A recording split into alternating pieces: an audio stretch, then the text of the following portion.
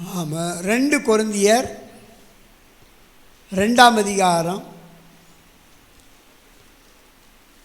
15வது வசனம் வாசிக்கலாம். 15வது வசனம். ரட்சிக்கப்படுகிறவர்களுக்கு உள்ளேயும் கெட்டு போகிறவர்களுக்குள்ளேயும் நாங்கள் தேவனுக்கு கிறிஸ்துவின் நற்கந்தமா இருக்கிறோம். அல்லேலூயா சொல்லுவோமா?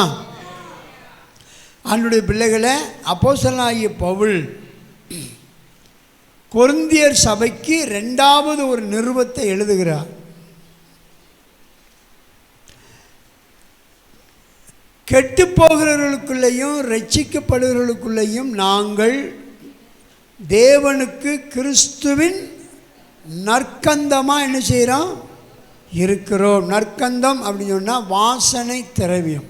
வாசனை திரவியம். அல்லேலூயா. நற்கந்தம் அப்படின்னு சொன்னால் வாசனை திரவியம். அல்லேலூயா. அதை 14வது வசனத்தில் அப்போஸ்தலனாகிய பவுல் இன்னும் கொஞ்சம் ஆழமாக சொல்கிறாரு. வாசிக்கலாம். கிறிஸ்துவுக்குள் எப்பொழுதும் எங்களை வெற்றி சிறக்க பண்ணி. கிறிஸ்துவுக்குள் எங்களை எப்பொழுதும் வெற்றி சிறக்க பண்ணி எல்லா இடங்களிலேயும் எங்களை கொண்டு, கவனிங்க, எல்லா இடங்களிலும் எங்களை கொண்டு அவரை அறிகிற அறிவின் வாசனையை, பாருங்க, அவரை அறிகிற அறிவின் வாசனையை வெளிப்படுத்துகிற தேவனுக்கு ஸ்தோத்திரம். ஆமென். அல்லேலூயா. நாம் 15வது வசனத்தில் படித்தோம். கெட்டு போகிறவர்களுக்குள்ளேயும் ரட்சிக்கப்படுகிறவர்களுக்குள்ளேயும் நாங்கள் தேவனுக்கு கிறிஸ்துவின் நற்கந்தமாக என்ன செய்கிறோம்? இருக்கிறோம். 14வது வசனத்தில் படிக்கிறோம். அவரை அறிகிற அறிவின் வாசனையை வெளிப்படுத்துகிற தேவனுக்கு ஸ்தோத்திரம் அப்படின்னு சொல்லி, வாசனை அப்படின்னு சொன்னால் ஆண்டவருடைய பிள்ளைகளை, வாசனை என்பது நல்ல பரிமள தைல, விலையேறப்பட்ட வாசனை தைலமாக இருக்கிறது. அந்த வாசனை தைலம் எதற்கு ஒப்பாக இருக்குதுன்னா, நம்முடைய ஆவிக்குரிய குணநலங்களை என்ன செய்கிறது? அது வெளிப்படுத்துகிறது. ஆவிக்குரிய குணம், ஆவிக்குரிய குணம். 9 கனிகளை குறித்து படிக்கிறோம், 9 வரங்களை குறித்து படிக்கிறோம், 5 அழைப்புகளை குறித்து வேதத்தில் வாசிக்கிறோம்.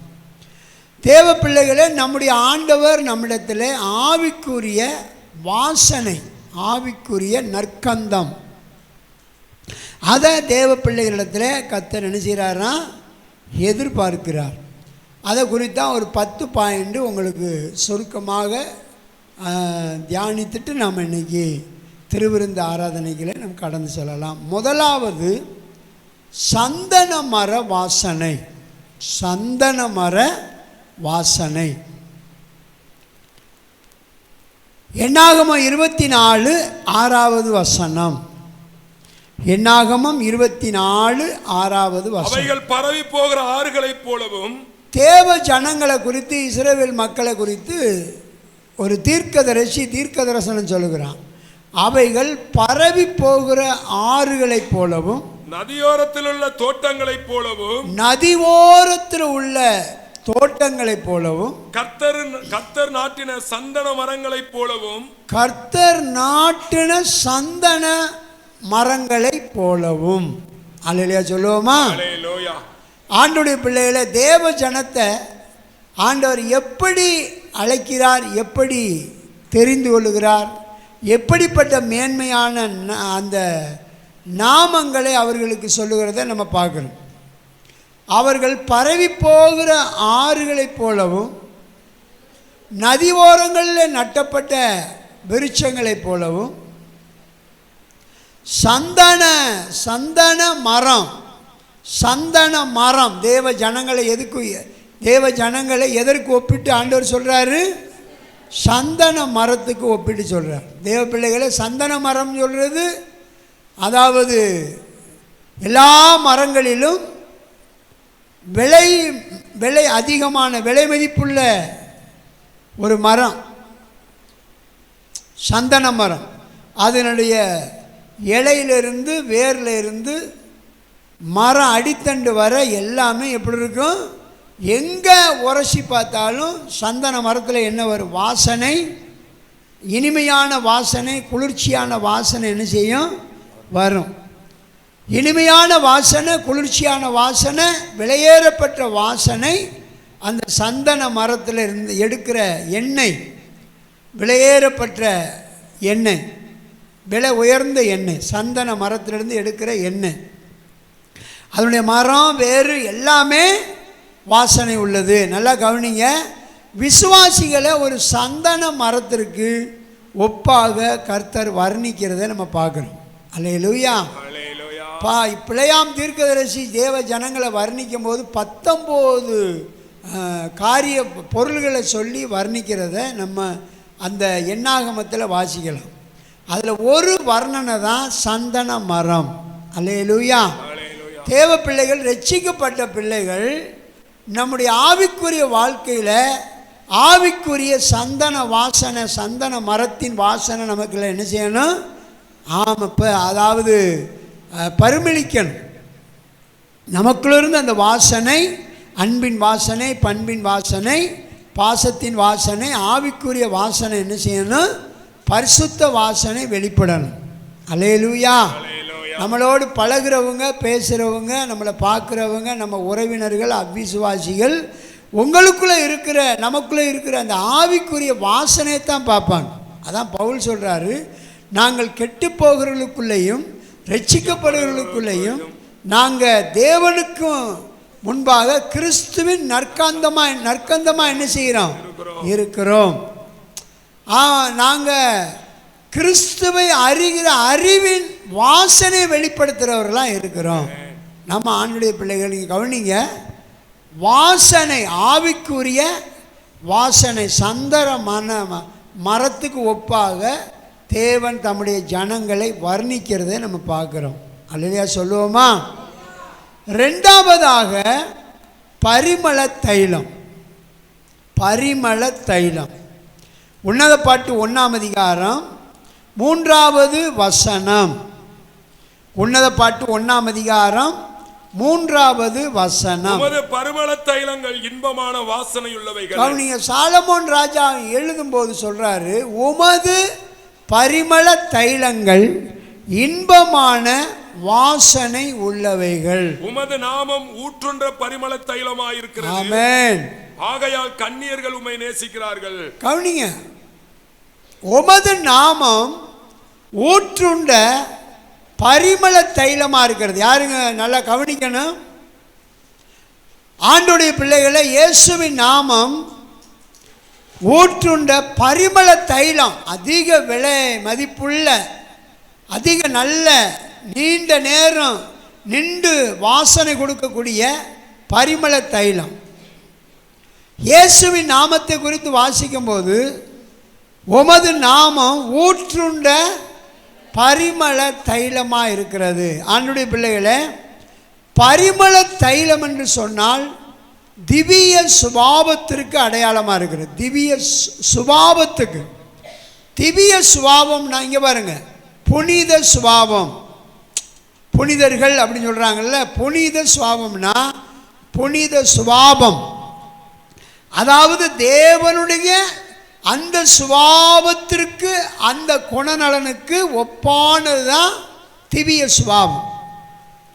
பரிமள தைலம் என்றால் திவ்ய சுபாவம். நமக்குள்ள என்ன சுபாவம் வரணும்? சந்தன மரத்தின் வாசனை வரணும். அதே நேரத்தில் நமக்குள்ள என்ன வாசனை வெளிப்படணும்? திவ்ய சுபாவம் வெளிப்படணும். ஆரம்பத்தில் இருந்த முன்கோபம், எரிச்சல், கோபம், மாம்ச இச்சை, இப்படி ஒருத்தருக்கு ஒருத்தர் குறை சொல்கிறது, குற்றம் சொல்கிறது, பொறாமையாக இருக்கிறது, பிரிவினையாக இருக்கிறது, அந்த அதாவது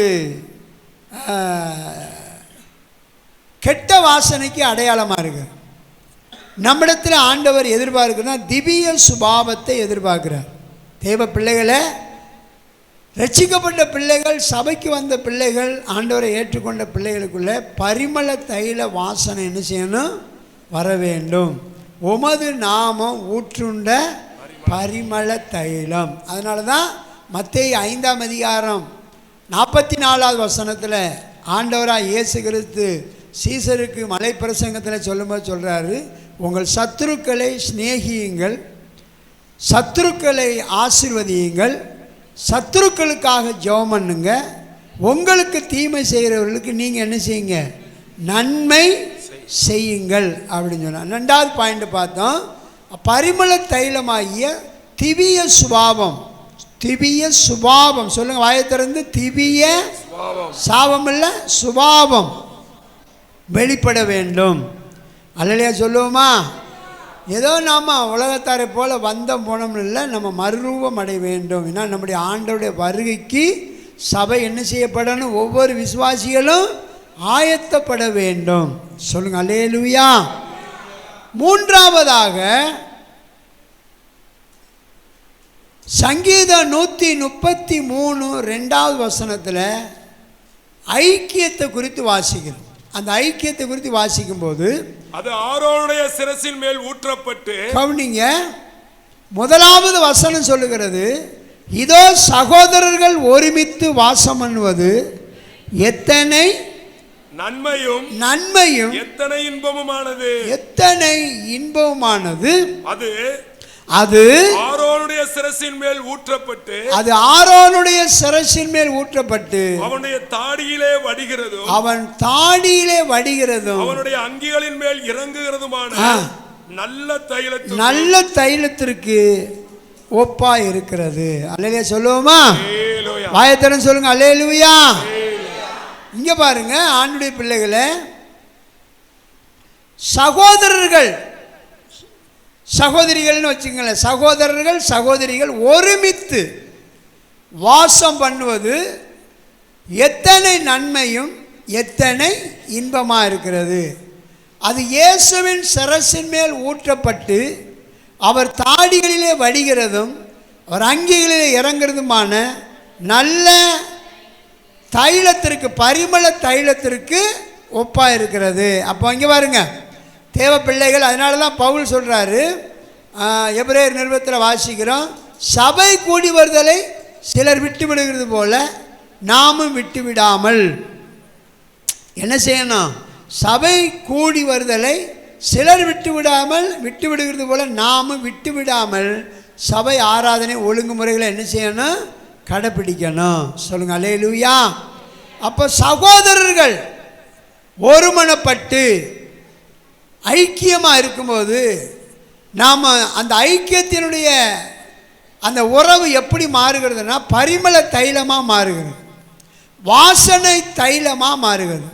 அது இயேசு கிறிஸ்துனுடைய சிரசிலே ஊற்றப்படுகிற விலையேறப்பட்ட பரிமள தைலமாக மாறுகிறது. ஒரு குடும்பம், இப்போ ஒவ்வொரு தேவ பிள்ளையுடைய குடும்பங்கள்லையும் என்ன இருக்கணும்?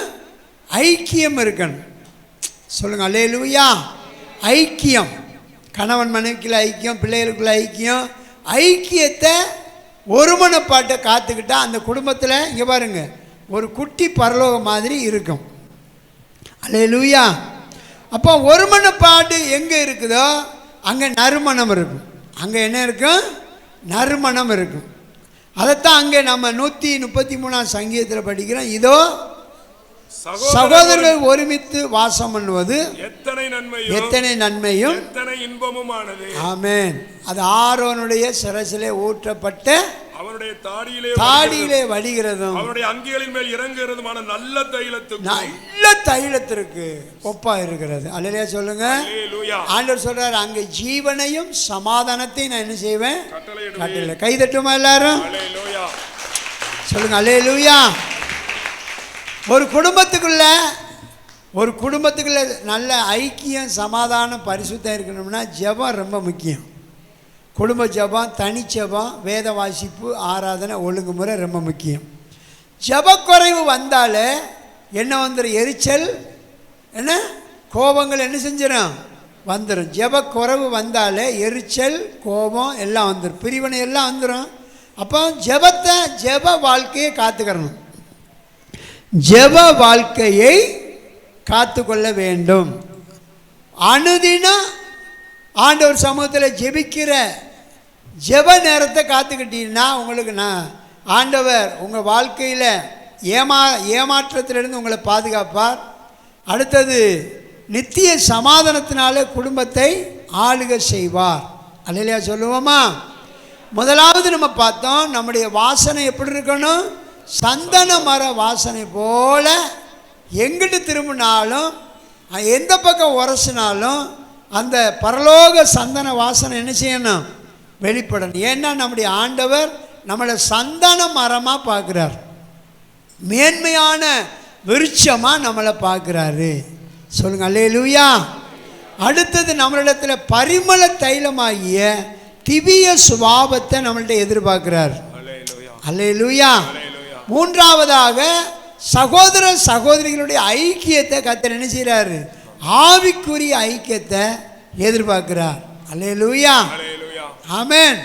அதனால் ஆண்டவருடைய பிள்ளைகளை நாம் ஐக்கியத்தை காத்துக்கொள்ள வேண்டும். நான்காவது வாசனை ஆதியாகமம் 27 வசனம்.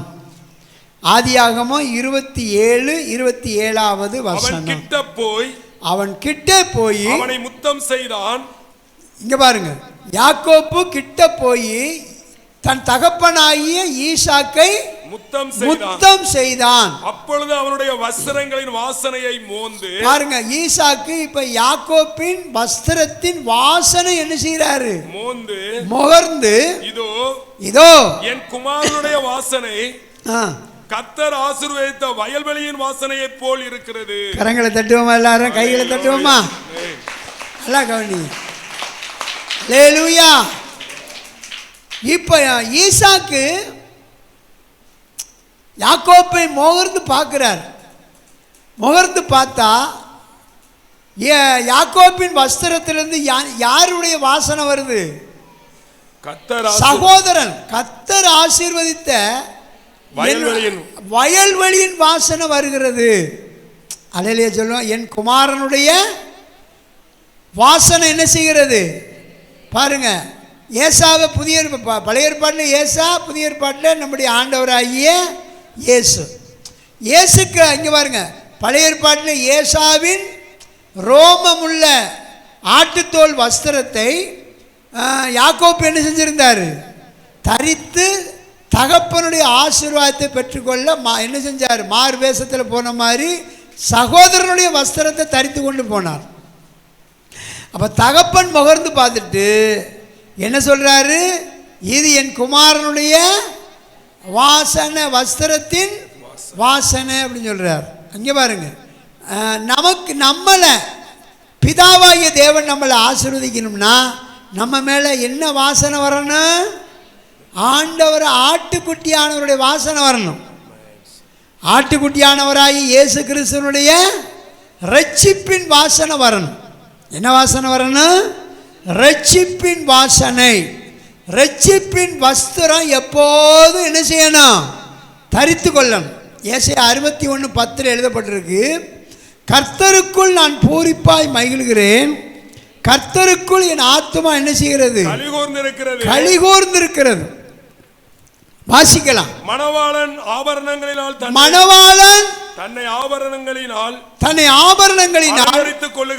அலங்கரித்துக் கொள்வதற்கும் நகையினால் தன்னை சிங்காரித்துக் கொள்ளுகிறதற்கும். கவனிங்க, மணவாட்டி தன்னை நகையினால் தன்னை சிங்காரித்துக் கொள்வதற்கு ஒப்பாக அவர் ரட்சிப்பின்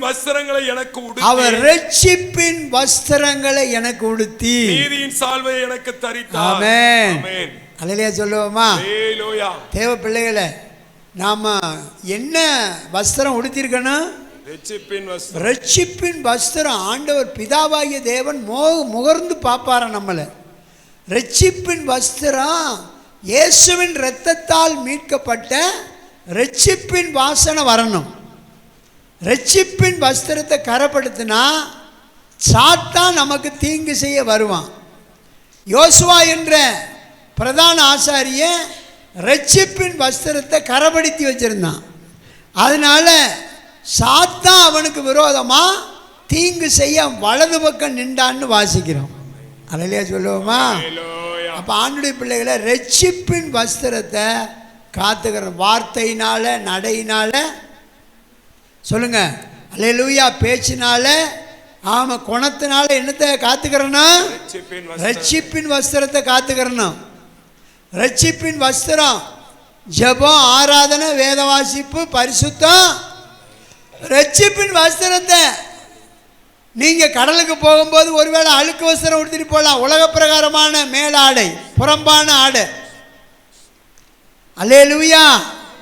எந்த இடத்துக்கு போனாலும் வந்தாலும் பிரயாணத்தில் இருந்தாலும் நாம் ரட்சிப்பின் வஸ்திரம் தரித்தவர்களாக இருக்கணும். ரட்சிக்கப்பட்ட அந்த அனுபவம் நமக்குள்ளே இருக்கணும். ஒரு மானம் காணப்படத்தக்கதாக வஸ்திரம் என்ன செய்யக்கூடாது? விலகக்கூடாது. ஆவிக்குரிய வஸ்திரத்தை காத்துக்கிறணும். அல்லேலூயா. யார்கிட்ட பேசினாலும் எங்கே போனாலும் நாம் ரட்சிக்கப்பட்டவங்க, தேவ பிள்ளை என்ற அந்த அனுபவம் நமக்குள்ளே இருக்கணும். கரங்களை தட்டி ஆமேன்னு சொல்லுவோம். புரிஞ்சா? அல்லேலூயா. அது உன்னத பாட்டு 4ஆம் அதிகாரம் 11வது வசனத்தில் படிச்சீங்கன்னா மணவாட்டியை குறித்து மணவாளன் சொல்கிறாரு, உன் வஸ்திரத்தின் வாசனை லீபனோன் வாசனை போல் இருக்கிறது. லீபனோன் அந்த மலையிலிருந்து வாசனை வருமா? அல்லேலூயா. நம்ம வாசனை கெட்ட வாசனையாக இருக்கக்கூடாது, பொய்யின் வாசனையாக இருக்கக்கூடாது, அருவருப்பான வார்த்தைகளை பேசுகிறவர்களாக இருக்கக்கூடாது. அல்லேலூயா. நாம் ஆண்டவருடைய பிள்ளைகள். பொய், புரட்டு, தீமைகள், கசப்பு, வெறுப்பான அந்த காய்மாகரமான கெட்ட வாசனை உள்ளவர்களாக இருந்தால் கர்த்தர் நம்மளை கண்டு என்ன செஞ்சிருவார்? விலகி போயிடுவார். சொல்லுங்க அல்லேலூயா. புரியுதா? அப்போ ஆண்டுடைய பிள்ளைகளை நம்மளை பிதாவாகிய தேவன் முகர்ந்து பார்க்கும்போது என்ன வாசனை வரணும்? அதுதான் பவுல் சொல்றார், இயேசு கிறிஸ்துவை அறிகிற வாசனையை எங்களை கொண்டு வெளிப்படுத்துகிற தேவனுக்கு ஸ்தோத்திரம். கைதட்டுமா? ரட்சிக்கப்பட்ட பிள்ளைய சுவிசேஷம் சொல்றது தான் ரொம்ப தலை சிறந்த ஒரு வாசனை. பிறருக்கு நீங்கள் சுவிசேஷம் சொல்லாமல் இருந்தீங்கன்னா ஆசீர்வாத தடை வரும். பிறருக்கு நீங்கள் ஆண்டவருடைய சுவிசேஷ வாசனையை சொல்லலைன்னா ஆசீர்வாத தடை வரும். என்னதான் நீங்கள் பிரயாசப்பட்டாலும் அதில் ஓட்ட விழுந்து கிடக்கும்.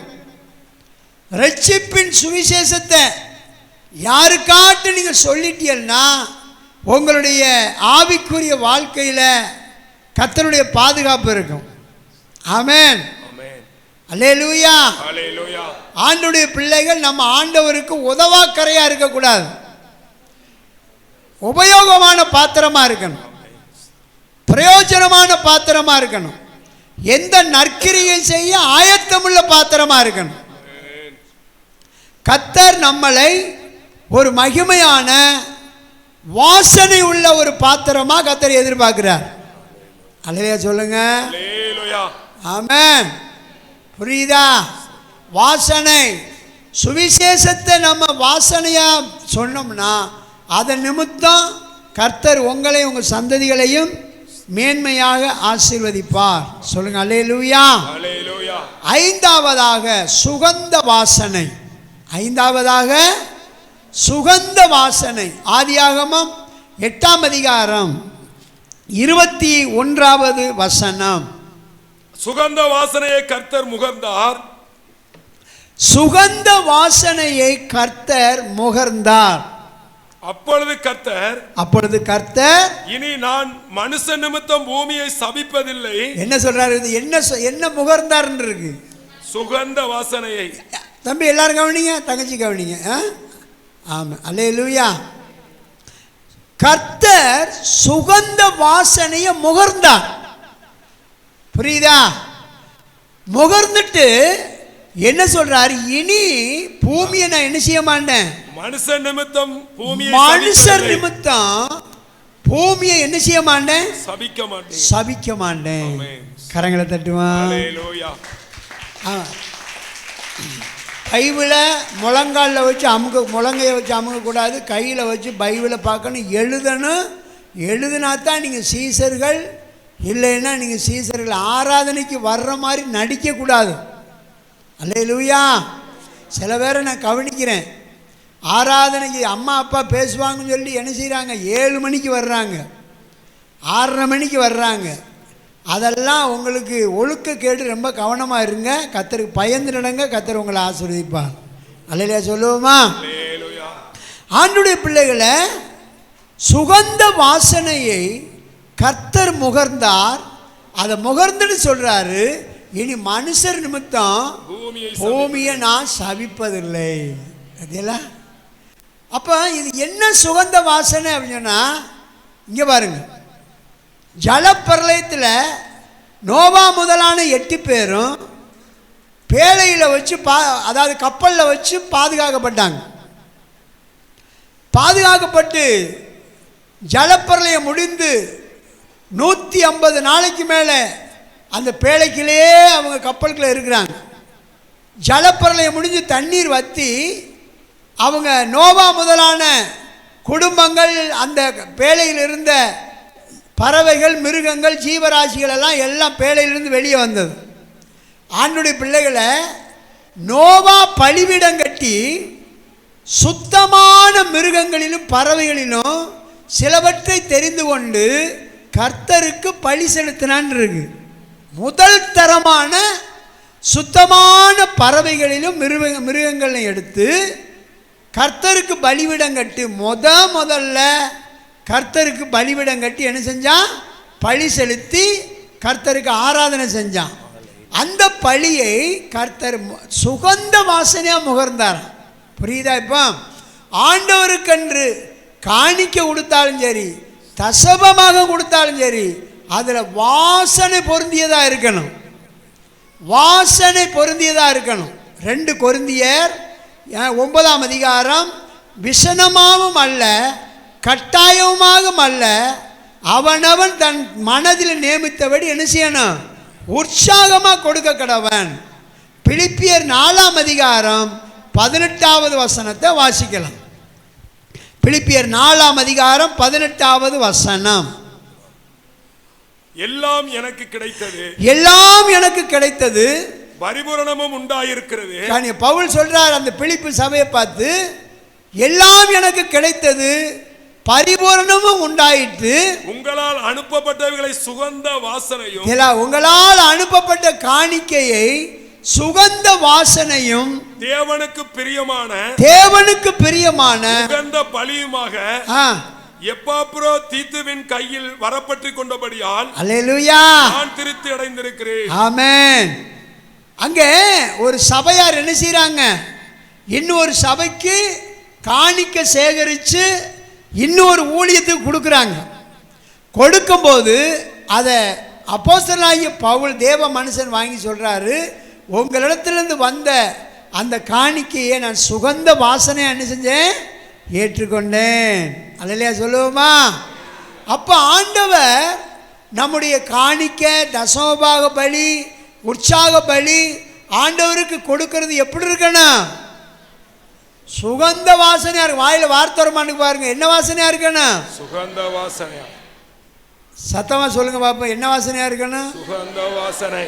அப்படி இருந்தா கர்த்தர் முகர்ந்து பார்ப்பாரு. முகர்ந்து பார்க்கறது மட்டுமல்ல, நம்ம குடும்பங்களை சபிக்க மாட்டார், சபையை சபிக்க மாட்டார். அல்லேலூயா சொல்லுவோமா?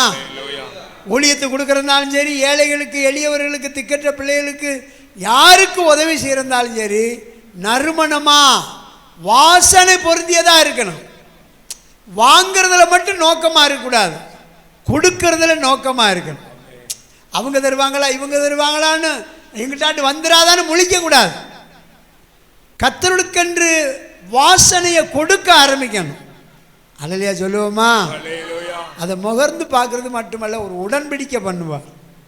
9ஆம் அதிகாரம் 13வது வசனம் படிக்க. 9ஆம் அதிகாரம் 13வது வசனம் ஆதியாகமத்தில். ஆதியாகமம் 9ஆம் அதிகாரம் 13 14, 15, 16 இருக்கு. 13வது வசனம் படிங்க. நான் என் வில்லை மேகத்தில் வைத்தேன். கவனிங்க, நான் என் வில்லை மேகத்தில் வைப்பேன். அது எனக்கும் பூமிக்கும் உண்டான, கவனிங்க, எனக்கும் பூமிக்கு உண்டான உடன்படிக்கைக்கு அடையாளமாயிருக்கும். ஆமென். ஹல்லேலூயா. புரியுதா? நம்மளோடு ஒரு உடன்படிக்கை பண்ணுவார் கர்த்தர். நம்மளோட ஒரு உடன்படிக்கை பண்ணுவார். சுகந்த வாசனையை கர்த்தருக்கு செலுத்தணும்.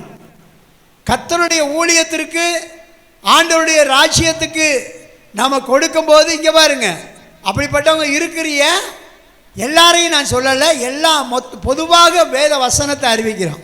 அல்லையா சொல்லுவோமா? சுகந்த வாசனையாக இருக்கணும். ஏன்னா காணிக்கை பெட்டியில் நான் காணிக்கை எடுத்து தேவ சமூகத்தில் வச்சு என்றதுனால சொல்கிறேன். சில நோட்டுகள்லாம் பிஞ்ச நோட்டு கிடக்கும். சில அந்த பணத்தையெல்லாம் பார்த்தோம்னா நசுங்கி பிசுங்கி கிடக்கும். ஏதோ ஊழியத்தின் மேலே, ஏதோ யார் மேலே கோபத்தில் கூட நசுக்கப்பட்ட மாதிரி கிடக்கும். பிள்ளைகளுக்கெல்லாம் நல்லா சொல்லி கொடுக்கணும். உற்சாகமாக ஆண்டவருடைய ராஜ்யத்துக்கு கொடுக்கறதுக்கு சொல்லி கொடுக்கணும். அல்லையா சொல்லுவோமா? கணுக்கால் அளவு, முழங்கால் அளவு, இடுப்பளவு, நீச்சல் அளவுன்னு பெருகணும். வர்ற நாட்களில் நம்ம சபை, கர்த்தருடைய ஊழியம் அநேக சபைக்கு ஆசீர்வாதமாக இருக்கணும். கடந்த நாளில் ஒரு பொதுவான காணிக்கைக்கு கவர் கொடுத்தோம். 47 கவர் வந்துருந்துச்சு. 47 கவர். அது முக்கியமாக பொதுவாக ஒரு வண்டி வாங்கணும்னு சொல்லிட்டு எல்லா சபையும் சேர்ந்து வசூல் பண்ணுறாங்க. 47 கவர் வந்துருந்துச்சு. நான் கொடுத்தது ஒரு 60, 70, 80 கவர் கொடுத்துருப்பேன் போல். ஆண்டுடைய பிள்ளைகள் அநேகரை மறந்து கூட இருந்திருக்கலாம். நல்ல ஆர்வமாக கொண்டு வந்தீர்கள். அல்லையா சொல்லுவோமா? கொடுத்துட்டேன். அந்த திறப்பின் வாசல் கூட்டத்திலே கொண்டு போய் அவங்கள்ட்ட, ஊழியக்காரவங்கள்ட்ட, தலைவர்கிட்ட ஒப்படைச்சிட்டு வந்துட்டேன். அல்லேலூயா. அது திறந்து நான் ஒரு பணத்தை என்ன இருக்குது ஏது இருக்குன்னு பார்க்கவே இல்லை. அப்படியே ஒன்று கொடுத்துட்டோம். ஆண்டவர் பார்த்துக்குருவாருன்னு சொல்லிட்டு. அல்லேலூயா. ஆண்டுடைய பிள்ளைகளை நாம் செலுத்துகிற காணிக்கை, நாம் ஆண்டவர் கொடுக்குற தசம பாகம், அது எப்படி இருக்கணும்? சுகந்த வாசனையாக இருக்கணும். பரிமள தைலமாக இருக்கணும். சந்தன மரத்தின் வாசனையாக இருக்கணும். ஏன்னா நாம பாவிகளா, துரோகிகளா கிடந்த நம்மை நீதிமானா கர்த்தர் மாற்றி வச்சிருக்கிறார். நீதிமான்களா நம்மளை மாற்றி வச்சிருக்கிறார். இப்போ சமீபத்தில் நான் இதில் பார்த்தேன், யூடியூப்பில் ஒரு இளம் வயசு 7 குடும்பத்தில் மலை ஜாதி பெண்ணு நீதிபதிக்கு படித்து பட்டம் பெற்றிருக்கிறார். சகோதரர்மார்களையும் நம்மளையும் நீதிமான ஆக்கியிருக்கிறார். சகோதரிகளாகிய உங்களையும் நீதிமான்களாக மாற்றியிருக்கிறார். அதிலே சொல்லுவோமா? ரோமர் 5ஆம் அதிகாரம் 10வது வசனம் படிக்கலாம். ரோமர் 5:10. நாம் தேவனுக்கு சத்துருக்களா இருக்கையில், கவனிங்க, நம்ம முதல்ல தேவனுக்கு எப்படி இருந்தோம்? சத்துருக்களா, எதிரிகளா இருந்தோம். சத்துருக்களா இருக்கையில் அவருடைய குமாரனின் மரணத்தினாலே, பிதாவாகிய தேவனுடைய குமாரனுடைய மரணத்தினாலே அவருடனே ஒப்புரவாக்கப்பட்டோமானால், அவரோடு நாம் ஒப்புரவாக்கப்பட்டோமானால், ஒப்புரவாக்கப்பட்ட பின்பு அவருடைய ஜீவனாலே ரட்சிக்கப்படுவது அதிக நிச்சயம் அல்லவா? புரியுதா? 8வது வசனம். நாம் பாவிகளா இருக்கையில் கிறிஸ்து நமக்காக மரித்ததினாலே, நல்லா கவனி, யாராருக்கு விளங்குது? தம்பி கவனிங்க. நாம் பாவிகளா இருக்கையில் கிறிஸ்து நமக்காக மரித்ததினாலே தேவன் நம்மேல் வைத்த தமது அன்பை விளங்க பண்ணுகிறார். அல்லேலூயா சொல்லுவோமா? சரி, இப்படிப்பட்ட ஆமா சத்துருக்களா இருந்து நம்ம, பாவிகளா இருந்து நம்ம, அருவருப்பா இருந்து நம்ம, தள்ளப்பட்ட கல்லா கிடந்த நம்மை, சேரும் சகதியும் தூளும் சாம்பலுமாக கிடந்த நம்மளை தம்முடைய குமாரனாகிய இயேசு கிறிஸ்துவினுடைய ஜீவனாலே, அவருடைய இரத்தத்தாலே நம்மளை மீட்டு பாருங்க, ரட்சிப்பின் வாசனையை நமக்கு தந்திருக்கிறாரு.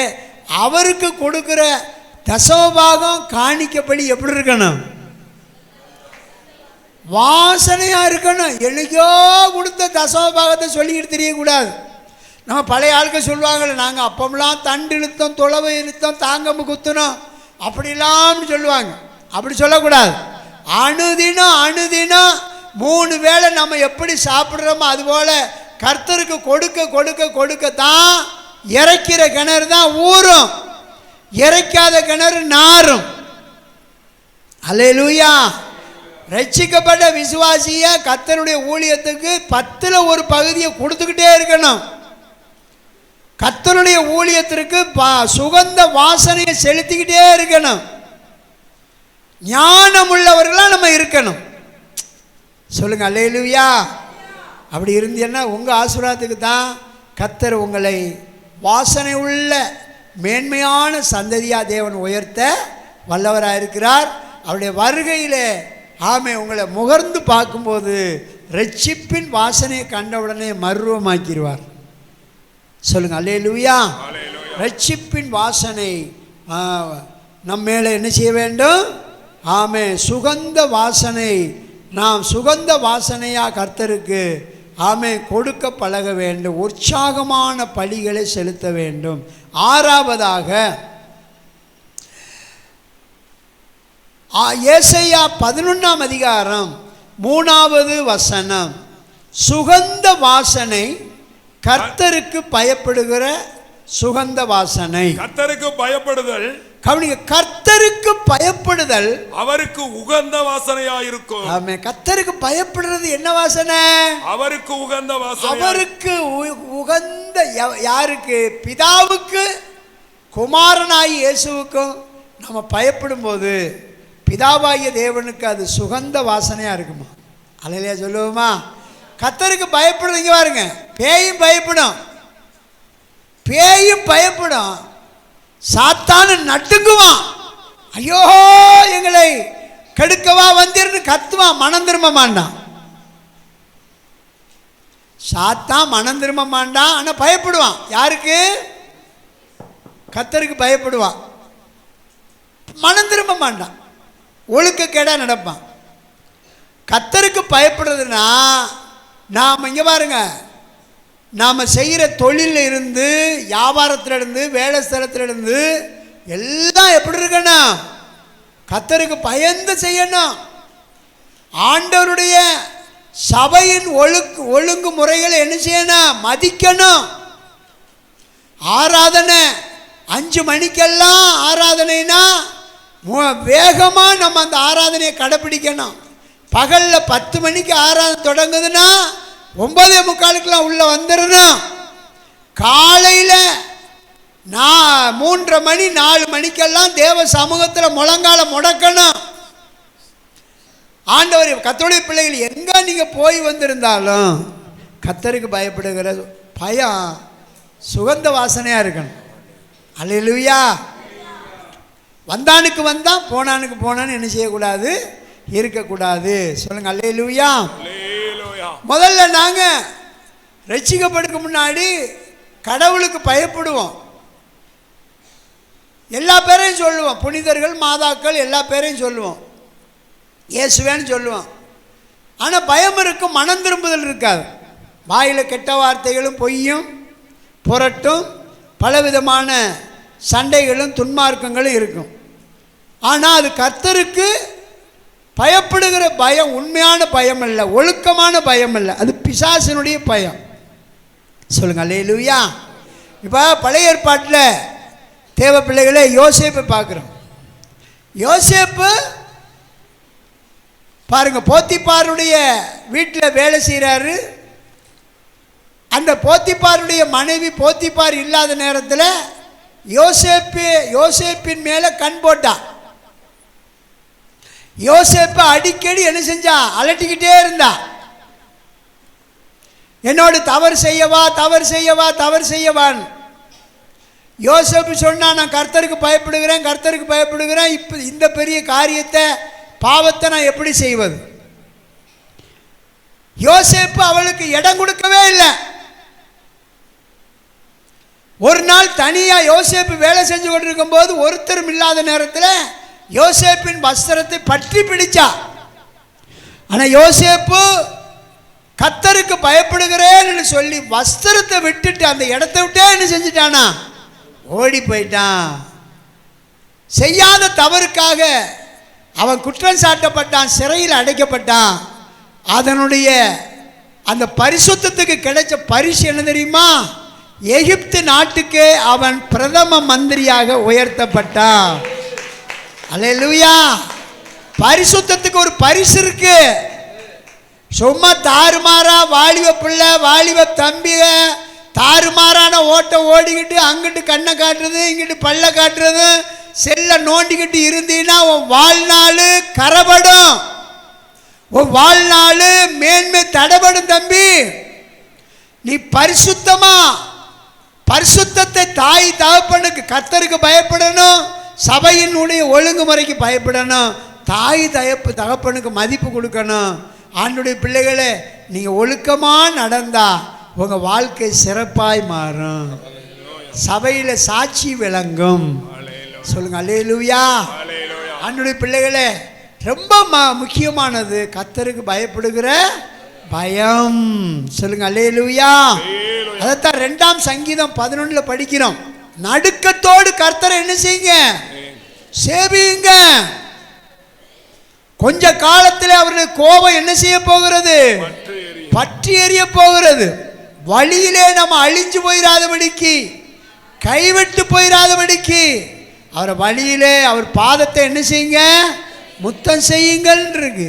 அதனால தேவ பிள்ளைகளை கர்த்தருக்கு பயப்படணும், பாவத்தை கண்டு ஓடணும். செல்ல நோண்டிக்கிட்டு பலதையும் பார்த்துக்கிட்டு ஏதாட்டு கஞ்சாட காட்டிக்கிட்டு ஆமாம் துன்மார்க்கமாக நடந்தா கர்த்தர் அடின்னு அடித்து கேவலப்படுத்தி விட்டுருவார். எச்சரிக்கையாக இருக்கணும், கவனமாக இருக்கணும். அல்லேலூயா சொல்லுங்க. ஆமென். 7வது எபேசியர் 5ஆம் அதிகாரம் 2வது வசனம். அன்பின் வாசனை.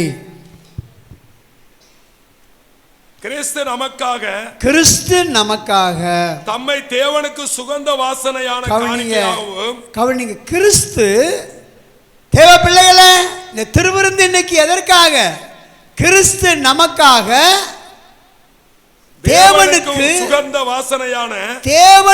சுகந்த வாசனையான காணிக்கையாகவும் பலியாகவும் ஒப்பு கொடுத்து, காணிக்கையாகவும் பலியாகவும் ஒப்பு கொடுத்து நம்மில் அன்பு கூர்ந்தது போல நீங்களும் அன்பிலே நடந்து கொள்ளுங்கள். ஆமென். அதான் சுகந்த என்ன வாசனை? அன்பின் வாசனை. இங்க பாருங்க, குடும்பத்திலையும் சரி, சமுதாயத்திலையும் சரி, நம்மளுக்கு கொடுக்கப்பட்ட சபை ஐக்கியத்திலையும் சரி, தேவ பிள்ளைகளை என்ன வாசனை வரணும்? அன்பின் வாசனை. மூஞ்சிய பாருன்னு சொல்லக்கூடாது. அல்லேலூயா. அன்பின் வாசனை, பரலோக வாசனை, சுகந்த வாசனை, சந்தன மர வாசனை வரணும், பரிமள தைல வாசனை வரணும். அப்படிப்பட்டவர்களை பரலோகம் என்ன செய்யும்? மேன்மையா பார்க்கும். கிறிஸ்து நமக்காக தேவனுக்கு என்ன செஞ்சாரு? சுகந்த வாசனையாக ஒப்பு கொடுத்தாரு. அதுபோல நம்ம என்ன செய்யணும்? அன்பின் வாசனையை வெளிப்படுத்த வேண்டும். சொல்லுங்க அல்லேலூயா. நேற்று பார்த்தோம், நம்மளுக்கு உண்மையான சகோதரன் சகோதரி யார் தெரியுமா? ரட்சிக்கப்பட்டவங்களுக்கு. ஆமென். ரட்சிக்கப்பட்ட தேவ பிள்ளைகள் தான் சகோதரர்கள் சகோதரிகள். அல்லேலூயா. ரட்சிக்கப்பட்டவங்களோட தான் இங்கே உலக பிரகாரமான வாழ்க்கையில் ஒரு 80-90 வயசு முடிஞ்ச அளவில், இப்போ யாரும் 100 வயசுக்கு இருக்கிறது இல்லை, இப்போ 100ல் யாரோ இருக்கிறாங்க. ஆனால் இந்த 80 வயசு 100 வயசு இதை விட இது முடிஞ்ச உடனே யுகமாக கோடாகோடி ஆண்டுகள் தேவனோடு இருக்க போகிறோம். அங்கே யார் இருப்பார்னா நம்ம ரட்சிக்கப்பட்ட தேவ ஜனங்கள் தான் நமக்கு சகோதரனா சகோதரிகள் என்ன செய்வாங்க? இருப்பாங்க. அல்லேலூயா சொல்லுங்க. அதனால என்ன வாசனை வரணும்? சொல்லுங்க. 7வது பாயிண்ட் என்ன? அன்பின் வாசனை. விசுவாசிகளுக்குள்ள என்ன வாசனை வரணும்? அன்பின் வாசனை. விஷனமா என்ன செய்யக்கூடாது? வரக்கூடாது. விஷனம் அது பிசாசினுடைய சரக்கு. அல்லேலூயா. பிசாசினுடைய சரக்கு. ஒரு சகோதரி வேலை அதாவது ஆபீஸில் வேலை முடிஞ்சிட்டு ஒரு பாதையில் தன்னந்தனியாக போய்கிட்டு இருக்கிறத ஒரு மனுஷன், ஒரு வாலிபன் அவளை கவனித்துக்கிட்டே இருந்து நடு வழியில் அவளுடைய கையை பிடிச்சி நிப்பாட்டி இழுத்தான். அவ ரட்சிக்கப்பட்ட அருமையான மகன். அவ வாயிலிருந்து புறப்பட்டது, சாத்தானே நீ என்னைத்தோட அதிகாரம் இல்லை, நான் கர்த்தருடைய சொத்துன்னு சொன்னாலாம். இதையே சொல்லிக்கிட்டு இருக்கா திரும்ப திரும்ப, நான் கர்த்தருடைய சொத்து, நீ என்னைத்தோட அதிகாரம் இல்லை. அவன் பாருங்க கையை பிடிச்சி பலவந்தப்படுத்தினவன் இருதயத்தில் நடுங்க கொண்டு கையை விட்டுட்டு ஓட ஆரம்பிச்சானா. இவன் ஓடிக்கிட்டு இருக்கிறத 3 போலீஸ்காரங்க பார்த்து உடனே அவனை மல்லுக்கட்டா பிடிச்சி ஆளை அரெஸ்ட் பண்ணி கொண்டு, ஏண்டா ஓடி வந்த, எதுக்கு ஓடி வந்தேன்னு சொல்லிட்டு அவனை விசாரித்து சிறையில் அடைக்க ஆரம்பிச்சாங்க. அல்லேலூயா சொல்லுவோமா? நாம ஆண்டவருடைய சொத்து. அல்லேலூயா. தேவனுடைய காணியாட்சி, அடைக்கப்பட்ட தோட்டம், மறைவு கட்டப்பட்ட நீரூற்று, முத்தரிக்கப்பட்ட கிணறு கர்த்தருடைய பிள்ளைகளே. 8வது அறிவின் வாசனை. அறிவின் வாசனை, அறிவின் வாசனை 2 கொரிந்தியர் 2ஆம் அதிகாரம் 14வது வசனம். அறிவின் வாசனை 2 கொரிந்தியர். கிறிஸ்துவுக்குள் எப்பொழுதும் எங்களை வெற்றி சிறக்க கவனிங்க, கிறிஸ்துவுக்குள் எங்களை எப்பொழுதும் வெற்றி சிறக்க பண்ணி எல்லா இடங்களிலேயும் எங்களை கொண்டு அவரை அறிகிற அறிவின் வாசனை வெளிப்படுத்துகிற தேவனுக்கு ஸ்தோத்திரம்.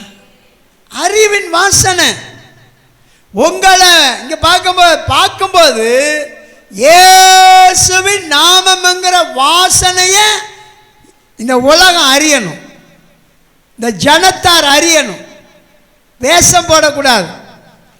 அல்லேலூயா. ஆமென். இன்னும் நிறைய, அதாவது ரட்சிக்கப்பட்டு சபைக்கு வந்தோம், ஆண்டவரை ஏற்றுக்கொண்ட பிறகும் ஏதாட்டும் அவசரமா ஏதாட்டும் ஒரு அதிர்ச்சியான ஒரு வார்த்தை வந்துச்சுன்னா உடனே பாருங்க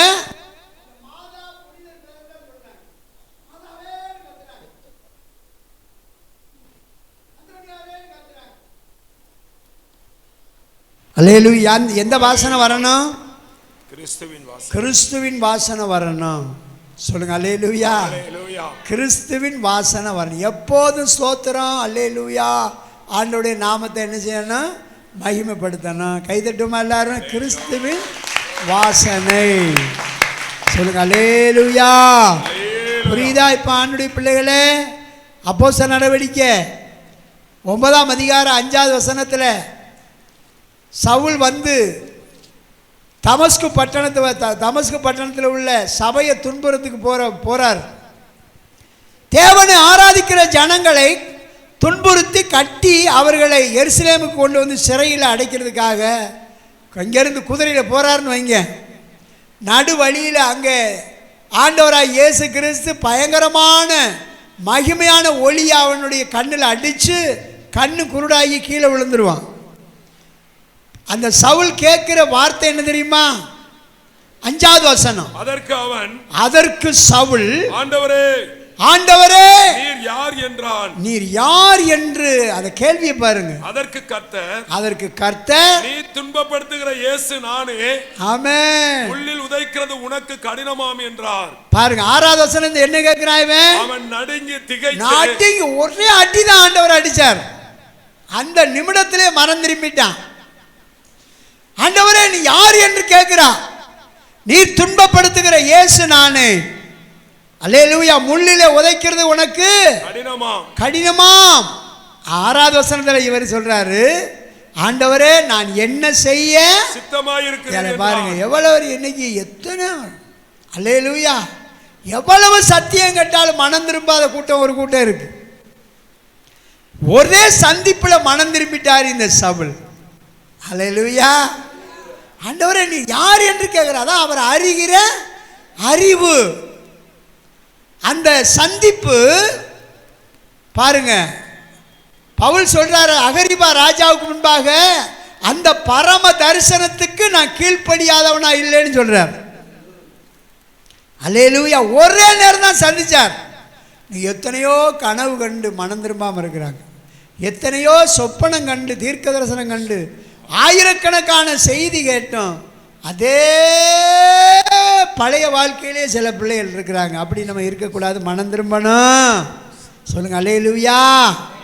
பிலிப்பியர் 3ஆம் அதிகாரம் படிச்சேன்னா, நான் பின்னானவை மறந்து முன்னானவைகள் நாடி கிறிஸ்து இயேசு அழைத்த பரம அழைப்பின் பந்தய பொருளுக்காக நான் என்ன செய்கிறேன்?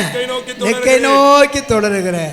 இயேசுவை அறிகிற அறிவின் மேன்மைக்காக எல்லாவற்றையும் நஷ்டம் என்றும் குப்பையுமா எண்ணுகிறேன். கைதட்டுவோமா எல்லாரும்? அல்லேலூயா சொல்லுங்க. அல்லேலூயா. வாயை திறப்போமா? அல்லேலூயா. நல்லா சொல்லுங்க. அல்லேலூயா. அல்லேலூயா. ஆமென். அல்லேலூயான்னு சொல்லும்போது கட்டடமே அதிரணும். ஆமாம், அசையணும் இடம். ஒரு சில சபையெல்லாம் பார்க்குறேன், அப்படியே அல்லேலூயான்னு சொல்லும்போது ஆவியில் நிரம்பிடுறாங்க. அவ்வளவு தேவனோடு உள்ள உறவு. அல்லேலூயா சொல்லுங்க. நம்ம பச்சை விரவா நனைஞ்ச விரவா இருக்கக்கூடாது. ஈரச்சாக்கு போட்ட மூடின கோழி மாதிரி இருக்கக்கூடாது. அல்லேலூயா. ஆண்டவருக்குள்ள காஞ்ச விரவா இருக்கணும், நனையாத சாவலாக இருக்கணும். ஆண்டவருக்கு பிரியமான ஆராதனையை உற்சாகமாக செலுத்தணும். சொல்லுங்கள் அல்லேலூயா. அவரை அறிகிற அறிவின் வாசனையை வெளிப்படுத்துகிற தேவனுக்கு ஸ்தோத்திரம். சொல்லுங்கள் அல்லேலூயா. சரி, 9வது இப்போ நெருங்கி வந்துட்டான். 9வது பாயிண்ட், யோவான் 12ஆம் அதிகாரம் 3வது வசனம், பரிமள வாசனை. பரிமள தைல வாசனை. பரிமள தைல வாசனை. ஆண்டுடைய பிள்ளைகளை, இயேசு கிறிஸ்து மார்த்தாள் மரியா லாசர் வீட்டில், லாசர் உயிர் தெழுந்த பிறகு இப்போ மார்த்தாள் மரியாள் வீட்டில் ஒரு விருந்து நடக்கு. இயேசுவுக்கு விருந்து நடக்கு. விருந்து நடக்கும்போது மரியாள் இங்கே பாருங்க, ஒரு ராத்தல் பரிமள தைலத்தை கொண்டு வந்து இயேசுவின் பாதத்தில் ஊற்றி அவர் பாதத்தை அபிஷேகம் பண்ணினாலும். எவ்வளவு எடை? ஒரு ராத்தல் அப்படின்னு சொன்னால் இலங்கை பாசை, இலங்கையில் ஒரு ராத்தல்னு சொன்னால் 3/4 கிலோ. எத்தனை கிலோ? 3/4 kilo, 750 gram. 3/4 கிலோ எடை உள்ள பரிமள தைலத்தை, அது அப்போ உள்ள காசுக்கு இப்போ உள்ள காசுக்கு 30,000 ரூபாய்க்கு மேலே வருமா? 30 வெள்ளி காசுக்கு பெறுமா? அதாவது 300 வெள்ளிப்பணம், 300 வெள்ளிப்பணத்துக்கு சமமானது. விலையேறப்பட்ட பரிமள தைலத்தை ஆண்டவருடைய பாதத்தில் கொண்டு ஊற்றி தன் தலையை கூந்தலால், தன் தலைமயிரினால் என்ன செஞ்சாலாம்? தலைமுடியினால் இயேசுவின் பாதத்தை என்ன செஞ்சா? துடைக்க ஆரம்பிச்சா. அல்லேலூயா சொல்லுங்க. புரியுதா இப்போ?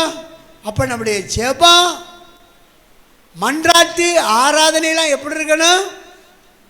வாசனையாக இருக்கணும்.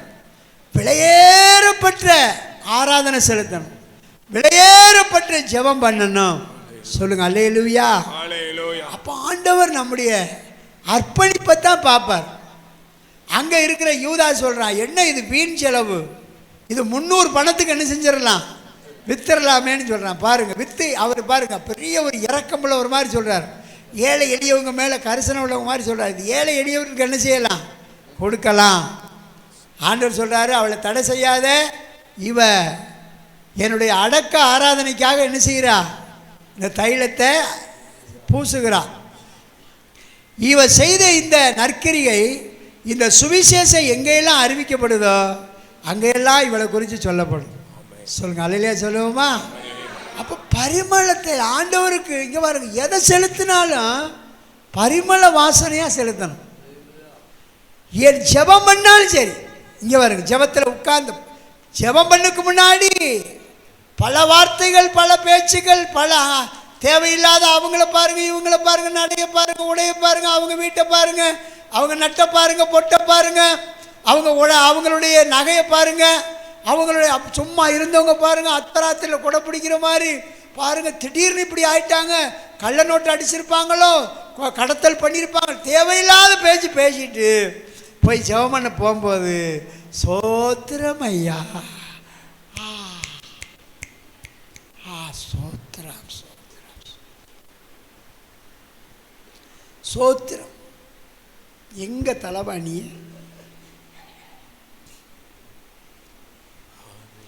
அல்லேலூயா. அதான் அபிஷேகத்தை பிள்ளை களவாணி வந்து திருடிட்டு போயிட்டானே, களவாணி குயாங்குழி திருடிட்டு போயிட்டானே. எந்த இடத்துல நீ அந்த ஜெப வாஞ்சையை விட்ட, எந்த இடத்துல ஆண்டவருடைய அன்பை விட்ட, உட்கார்ந்து யோசிச்சு பாரு. அந்த பரிமள பாட்டலை எங்க தொலைச்ச என்ன ஆராய்ந்து பார்க்கணும். சொல்லுங்க அல்லேலூயா சொல்லுங்க. ஆண்டவருடைய பிள்ளைகளை பரிமள தைலத்தை கொண்டு இயேசுவின் பாதத்திலே ஊற்றினார். அல்லேலூயா சொல்லுவோமா? அப்போ ஆண்டவருடைய பிள்ளைகளை எல்லாம் நம்மளுக்கு செய்கிறது கத்தருக்குள்ள, அது ஜெபமாக இருந்தாலும் சரி, வேத வாசிப்பாக இருந்தாலும் சரி, சத்தியம் சொல்கிறதா இருந்தாலும், சுவிசேஷம் சொல்கிறதா இருந்தாலும் எப்படி இருக்கணும்? உற்சாகமாக செலுத்தணும். அல்லேலூயா. எல்லாம் வாசனையாக தான் இருக்கணும், எரிச்சப்படக்கூடாது. அல்லேலூயா. கொஞ்சம் பரிமள தைலத்தில் கொஞ்சம் மசாலா பொடியை கலந்து என்ன செய்யக்கூடாது? ஆமாம், பூசக்கூடாது. பரிமள தைலத்தில் கொஞ்சம் மசாலா பொடி கலந்து எப்படி இருக்கும்? வாசனை வரும். ஒரே எரிச்சலாக கண் எரியும், கால் எரியும், எல்லாம் உடலை எரிய ஆரம்பிக்கும். ஆமென் ஆமென். சில பேர் மசாலா பொடியோடு பூச மாட்டேங்க, ஆசிட்டை ஊற்றி விட்டு கலக்கி விட்றாங்க. இப்போ ஆசிட்டை ஊற்றி கலக்கினா அந்த பரிமள தைலத்தை பூசினா எப்படி என்ன வரும்? காதில் பூசுனா காது அந்து வந்துடும், மேலே பூசினா தோல்லாம் உறிஞ்சி வந்துடும். அப்படி நம்ம இருக்கக்கூடாது. என்ன அன்றைய பிள்ளை ஆராய்ந்து பார்த்து பரிமள தைலத்தை கலப்படம்லாம் நலதம் தைலம், உத்தம நலதம் தைலம்னு எழுதப்பட்டிருக்கு. உத்தம நலதம் தைலம். பாருங்க, யோபை குறித்து ஆண்டவர் சொல்றாரு, உத்தமன் சன்மார்க்கன், தேவனுக்கு பயந்துகிற பொல்லாப்புக்கு விலகிறவன். அவனை போல ஒரு பக்தன் யார் உண்டோ, நீ அவனை போய் கண் போட்டாயோன்னு சொன்ன. சொல்லுங்க அல்லேலூயா. சரி, பத்தாவது பாயிண்ட் 10 முடிக்க போறோம். என்ன?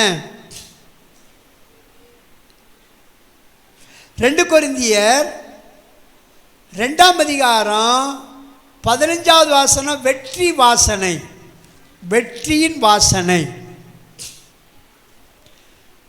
2 கொரிந்தியர் 2ஆம் அதிகாரம் 15வது வசனம், ரட்சிக்கப்படுகிறவர்களுக்குள்ளேயும், கவனிங்க, ரட்சிக்கப்படுகிறவர்களுக்குள்ளேயும் கெட்டு போகிறவர்களுக்குள்ளேயும் நாங்கள் தேவனுக்கு கிறிஸ்துவின் நற்கந்தமாயிருக்கிறோம். ஆமென். தேவனுக்கு எப்படி இருக்கிறோம்? நற்கந்தமாயிருக்கிறோம். அவர் எங்களை கொண்டு எல்லா இடங்களிலும் எங்களை என்ன செய்யறாரு? வெற்றி சிறக்க பண்ணுகிறார். கரங்களை தட்டி சொல்லுவோமா? வெற்றி சிறக்க பண்ணுகிற வாசனை. சொல்லுங்க அல்லேலூயா.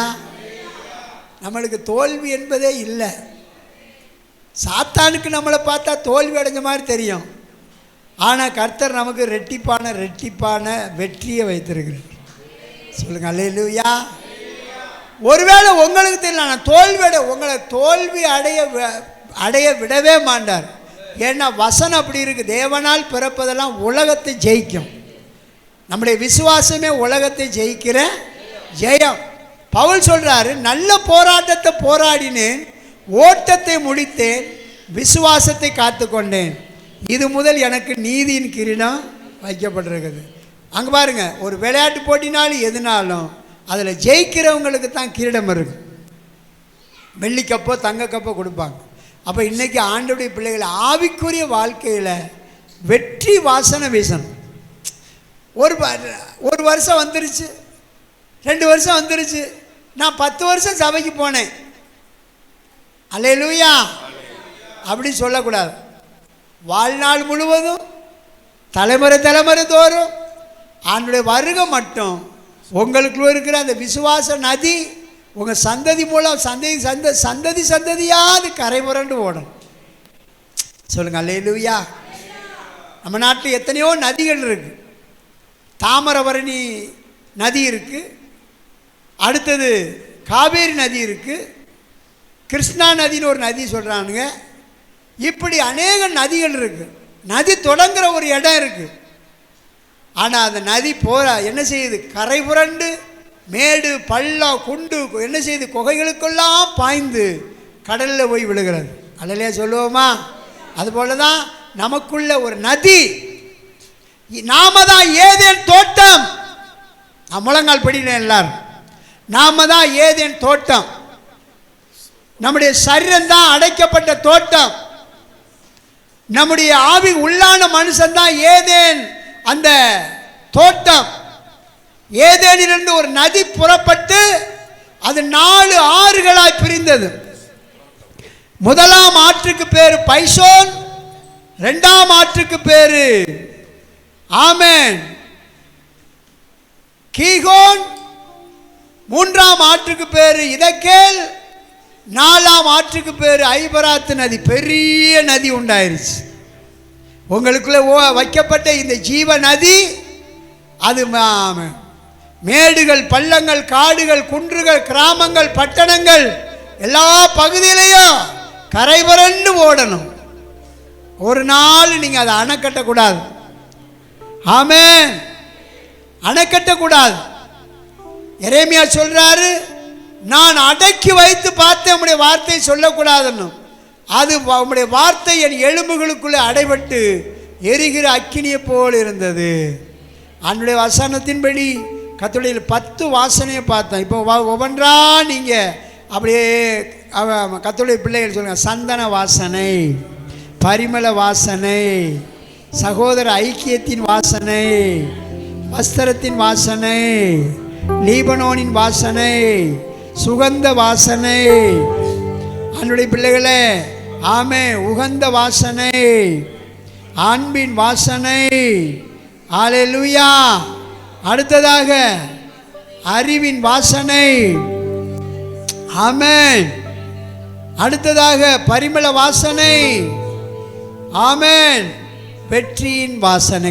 புரிஞ்சவங்க நல்லா உற்சாகமா கைகளை தட்டி எவ்வளவு பெரிய மேன்மையா நம்மளை பார்க்கிறார்.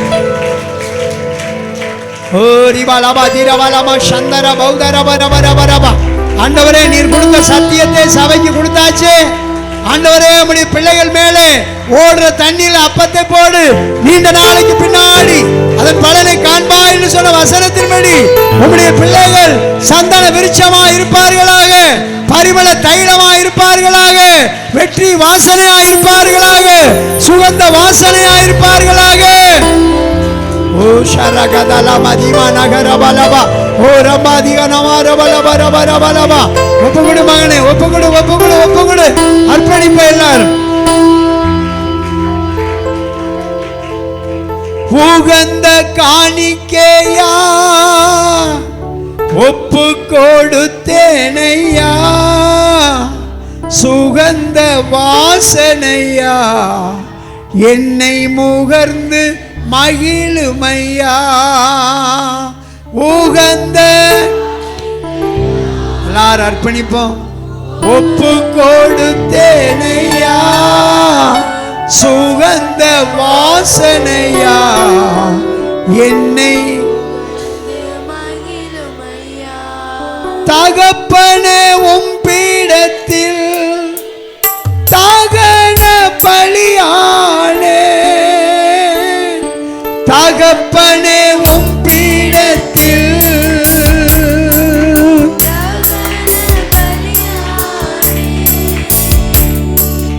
அக்கினி இறக்கிவிடும், முற்றிலும் எரித்துவிடும். சொல்லுங்க, அக்கினி. ஆமாப்பா, பழைய மனுஷன் பழைய மனுஷி. உகந்த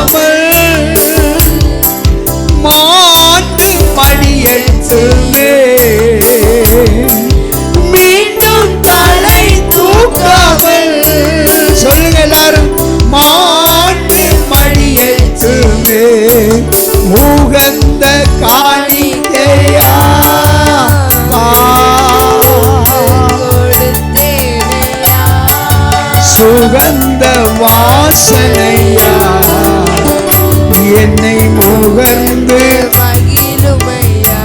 எல்லாரும் எழுந்திருப்போம். அன்புடைய பிள்ளைகளை எல்லாரும் எழுந்திருக்கலாம்.